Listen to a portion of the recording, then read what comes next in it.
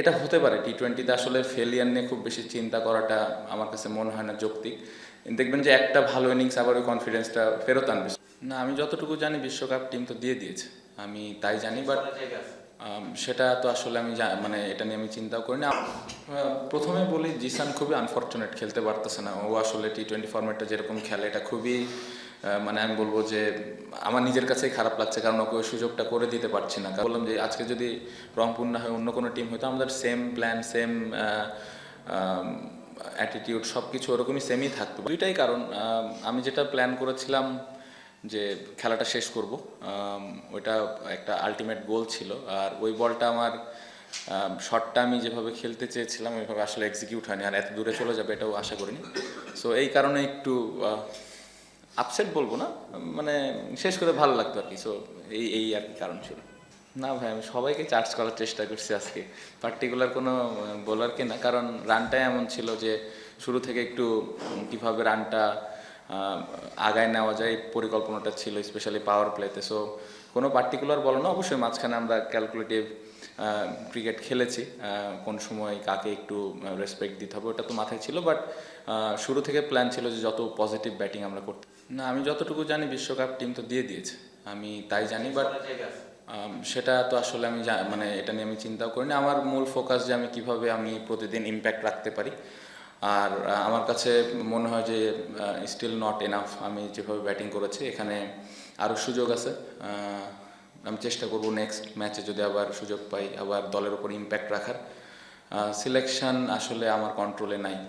এখানে coach, captain, সিলেক্টররা যেটা টিমের জন্য ভালো মনে করেছেন সেটাই আসলে করেছেন। বাট আমার কাজ রেগুলার পারফর্ম করা, যেটা আমি করার চেষ্টা করছি। প্রথমত আমি তো ক্যাপ্টেন না, এটা চিন্তা করার কোনো ওয়েই নাই।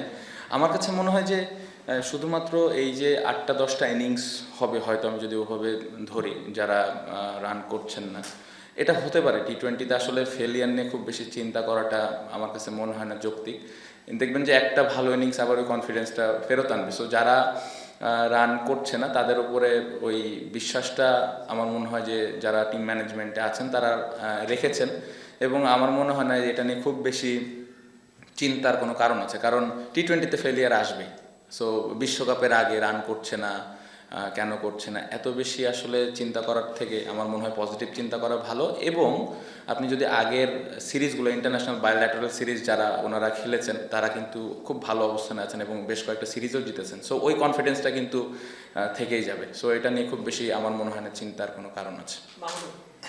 না, দারুণ ব্যাটিং করেছে। আমার মনে হয় ও 100টা ডিজার্ভ করে, সত্যি কথা। ও যেভাবে ব্যাটিং করেছে, উইকেটটা একটু কঠিন ছিল শুরুর দিকে, বাট ও যেভাবে খেলাটা পুরোটা ফিনিশ করেছে এটা অবশ্যই ক্রেডিট দিতে হবে।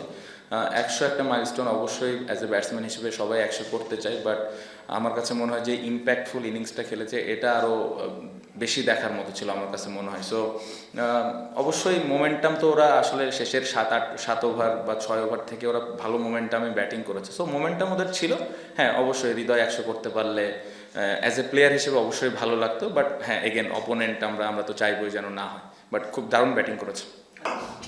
প্রথমে বলি, জিসান খুবই আনফর্চুনেট, খেলতে পারতেছে না। ও আসলে টি-20 ফরম্যাটটা যেরকম খেলে এটা খুবই মানে আমি বলবো যে আমার নিজের কাছেই খারাপ লাগছে, কারণ ওকে ওই সুযোগটা করে দিতে পারছি না। কারণ যেভাবে কষ্ট করছে, যেরকমভাবে ব্যাটিং করছে, খুব ভালো অবস্থানে আছে। বাট এগেন টিম কম্বিনেশনের কারণে আসতে পারছে না। বাট আমি বিশ্বাস করি ওর যদি অপরচুনিটি আসেও ভালো করবে।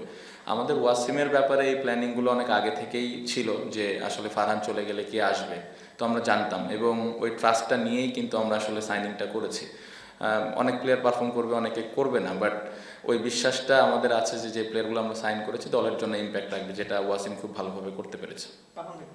আমি ব্যক্তিগতভাবে প্রেশার ফিল করি না, আমি স্কোয়াডে থাকলে বা না থাকলে। ইন্ডিভিজুয়াল প্লেয়ারদেরটা আসলে আমার পক্ষে বলা মুশকিল। আমার মনে হয় না যে ব্যাটিংয়ের সময় এই জিনিসগুলো কাজ করে, কারণ ব্যাটিংয়ের সময় যারাই আমরা ব্যাটসম্যানরা আছি চিন্তা থাকে কীভাবে দলের হয়ে আমি ভালো করতে পারি। সো আমার মনে হয় না যে বাড়তি প্রেশার নিয়ে কেউ ব্যাটিং করছে, কারণ আমি বিশ্বাস করি আমাদের সিলেক্টর, কোচিং স্টাফ, ক্যাপ্টেন সবাই প্রত্যেকটা প্লেয়ারকে ভালোভাবে ব্যাক করে। সো আমার মনে হয় না এটা বাড়তি কোনো প্রেশার নিয়ে কেউ ব্যাটিং করছে। এটাই তো অ্যাজ এ টিম হিসেবে এটাই আমাদের কাজ। আমরা লাস্ট ম্যাচটা ভালো ক্রিকেট খেলিনি, এটাও দেখতে হবে। চিটাগংয়ের সাথে আমরা খুব আমরা ম্যাচটা হেরেছি। সো এখানে আজকের ম্যাচটা খুব ইম্পর্টেন্ট ছিল। সো জিততে পেরেছি, খুবই ভালো। ইটস নট অ্যাবাউট যে রংপুরের সাথে জিতেছি। প্রত্যেকটা দলই এখানে ভালো দল। রংপুর অবশ্যই অনেক বড় দল, ওরা খুব ভালো ক্রিকেট খেলছে এবং আজকের ম্যাচও যদি দেখেন দারুণ ক্রিকেট খেলেছে। সো এই টিমের এগেনস্টে অবশ্যই জিততে পারলে তো কনফিডেন্স দিবেই, বাট ওভার এক্সাইটেড না। এবং আমাদের আরও সামনে ম্যাচ আছে, ম্যাচগুলো আমরা কীভাবে বেটার করতে পারি, আরেকটু ইমপ্রুভ করতে পারি, এই জিনিসগুলো ইম্পর্টেন্ট। সো কনফিডেন্সের জায়গা থেকে আমি বলবো যে হ্যাঁ, ম্যাচটা জেতার কারণে 2 পয়েন্ট আমাদেরকে প্রত্যাশা তো ভালো ক্রিকেট খেলা, ইম্প্যাক্ট রাখা। আপনি যদি দেখেন খুব ভালো ইম্প্যাক্ট রেখেছে, 2টা দারুণ ক্যাচ ধরেছে এবং আন্ডার প্রেশার বোলিংও করেছে। সো আমার মনে হয় যে যে জিনিসটা আমরা নিশামের কাছ থেকে আশা করি সেই জিনিসটা ও আজকে খুব ভালোভাবে করতে পেরেছে। সো খুবই খুশি। বাংলাদেশের এই মুহূর্তে one of the best batsman আমার কাছে মনে হয় ইন দিস ফরম্যাট। সো এই 4টা-5টা ইনিংস নিয়ে আসলে ও চিন্তা মানে করার কথা না। আমার কাছে যেটা মনে হয় ও চিন্তা করছে কীভাবে দলের উপর ইম্প্যাক্ট রাখে। আমি যেটা বললাম, টি-20তে এরকম 4টা-5টা ইনিংসে ফেল করবেই একটা ব্যাটসম্যান, এটা হয়ে আসছে। আর এখন দেখেন যেই উইকেট আমরা খেলতেছি অনেক ইউজড উইকেট, সো একটু কঠিন। আমার মনে হয় যে খুব একটা ইজি না, বাট এগেন ওর সাথে বাড়তি কোনো কথা হচ্ছে না, কারণ এক্সপিরিয়েন্স খেলোয়াড়, ও জানে কীভাবে কামব্যাক করতে হবে এবং আমি বিশ্বাস করি যে ও খুব তাড়াতাড়ি দেখবেন যে ও একাই 2-3টা ম্যাচ জিতাই দিছে আমাদের। না, জিনিসটা এরকম না। আমাদের আজকের 2টা পয়েন্ট খুব ইম্পর্টেন্ট ছিল। আমি বললাম যে আজকে যদি রংপুর না হয় অন্য কোনো টিম হয়তো আমাদের সেম প্ল্যান, সেম অ্যাটিটিউড, সব কিছু ওরকমই সেমই থাকতো। বাড়তি কোনো কিছু আজকে আমরা করতে চাইনি যে আজকে রংপুর একদম অনেক কিছু করতে হবে। ওরা অনেক ভালো দল, ওই দলকে আমরা ওই রেসপেক্টটা দিয়েছি এবং ওই দলের কী স্ট্রেংথ আছে, কী উইকনেস আছে, এই জিনিসগুলো নিয়ে আমরা অ্যানালাইসিস করেই মাঠে এসেছি। সো খুবই খুশি যে আমরা এই প্ল্যানগুলো এক্সিকিউট করতে পেরে ম্যাচটা জিততে পেরেছি।